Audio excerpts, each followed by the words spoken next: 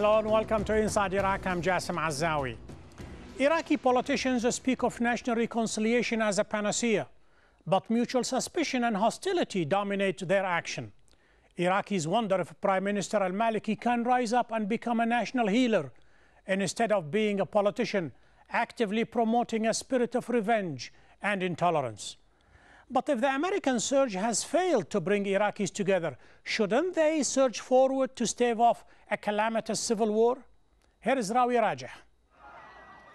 To put an end to scenes like this, one precursor emerged as the cure-all for Iraq's problems: national reconciliation.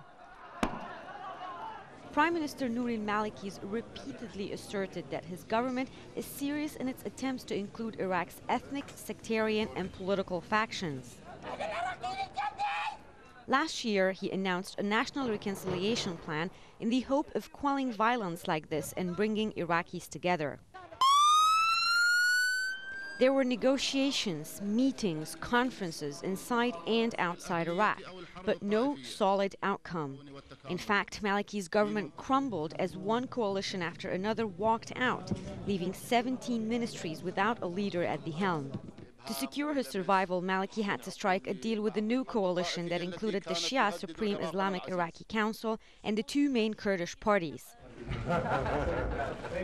At a recent meeting in New York, President George Bush pressed al-Maliki on the issue of national reconciliation. The political parties in Iraq must understand the importance of getting these laws passed.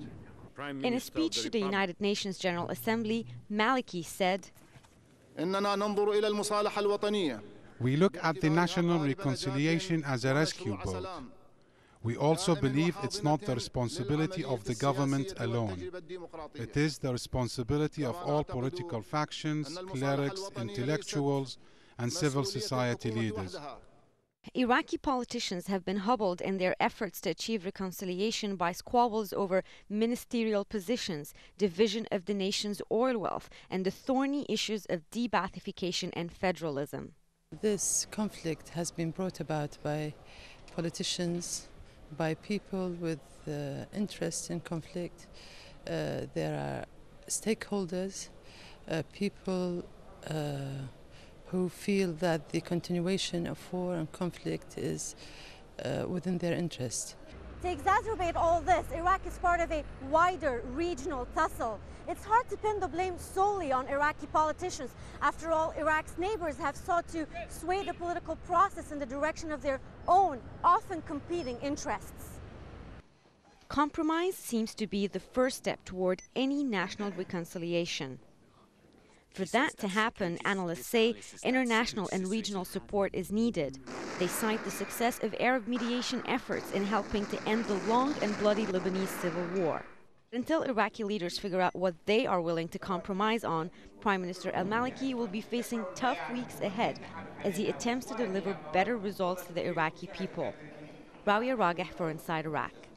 To examine whether Iraqis are capable of national reconciliation before the onset of full-blown civil war, I'm joined from London by Dr. Sami Ramadani from the London Metropolitan University, and from Washington by Dr. Muhammad Abu Nimr, an expert in conflict resolution from the American University in Washington, D.C., and from London again by Dr. Mahmoud Uthman, a member of the Iraqi National Assembly. Gentlemen, welcome to Inside Iraq. Sami Ramadani, without power-sharing agreement, without political compromise, there is no national reconciliation.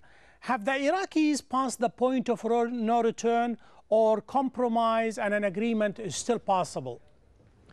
Jasim, unfortunately, what people mean by national reconciliation within the Iraqi government really has become a musical chairs game, whereby the different power blocks are competing for a greater share within this current political setup. And I think the groups that are competing for a greater share of power within this political setup under the US-led occupation are incapable of reaching this reconciliation. A true national reconciliation in Iraq, I believe, is not possible while the US led forces are within Iraq. There is an agenda here which tries to portray national reconciliation as that between the ruling groups. It is not. It's between the majority of the Iraqi people and the US-led forces within Iraq, which are behind the scenes running the politics of Iraq and running the show. Dr. Mahmoud Uthman, Sami Ramadani, almost certainly he's talking about al-Maliki government and the major coalition within that government. He's talking about you gentlemen, about you politicians are somehow not coming to the fore, not coming to the table with a spirit of national reconciliation. Yes, well, I think there is very little hope for national reconciliation. There are steps, there have been contacts, but always a bit late and little, really. I think national reconciliation should have been there immediately after toppling the regime, because then it was much easier than now.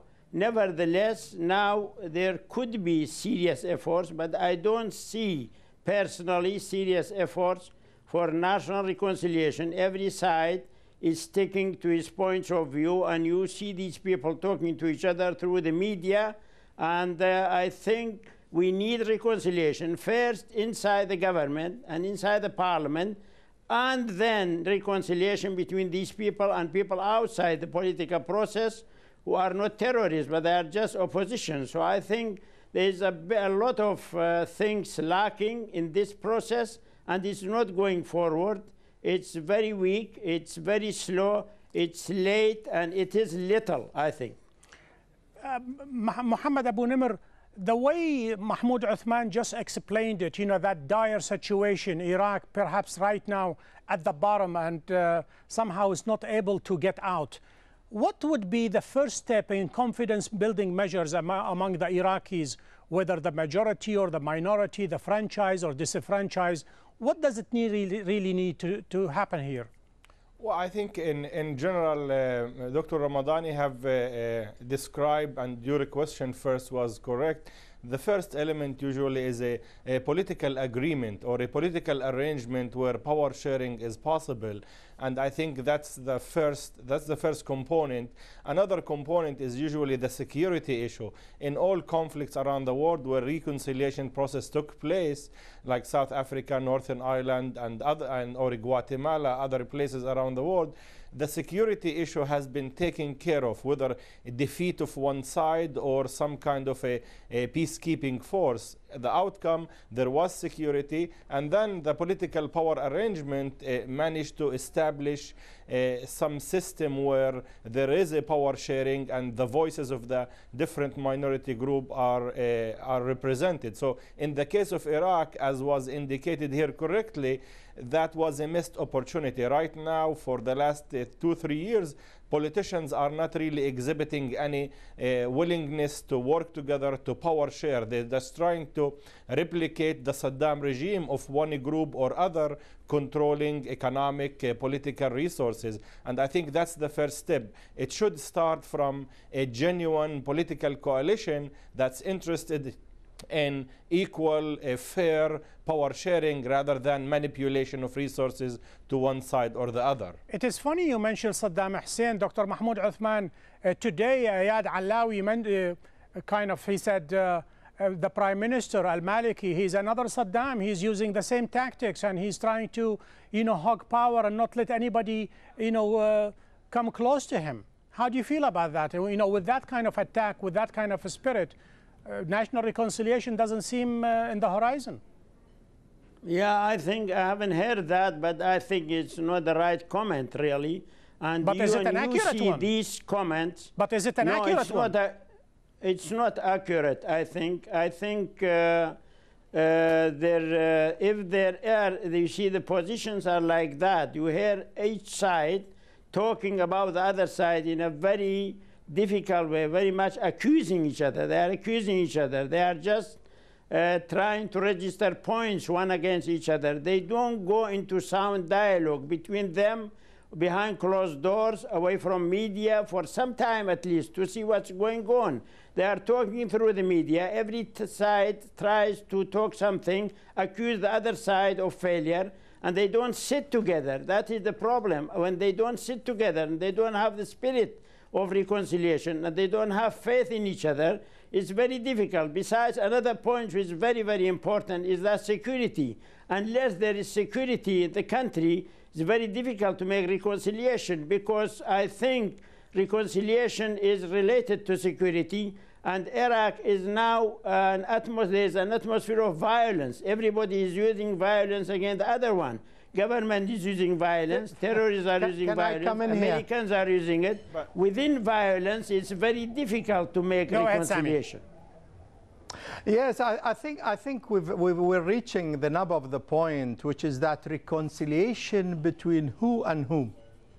If the reconciliation is between the people who are ruling Iraq, that is the various factions backed by the United States, then I see no reconciliation at all. There will be continuous warfare in Iraq. There will be continuing deterioration in the security situation and the daily lives of the people. I was just reading in the papers yesterday that Iraq now, the Iraqi government, is considered to be one of the most corrupt in the world. In a league of 180 nations, Iraq comes third from the bottom of this list. Now, this is a lamentable situation. Not only people are dying in their thousands, but we have no basic amenities. The daily lives of the people are being destroyed. More than half the families in Iraq are too scared to send their children to school. And I think national reconciliation means appeasing the Iraqi people in the first place,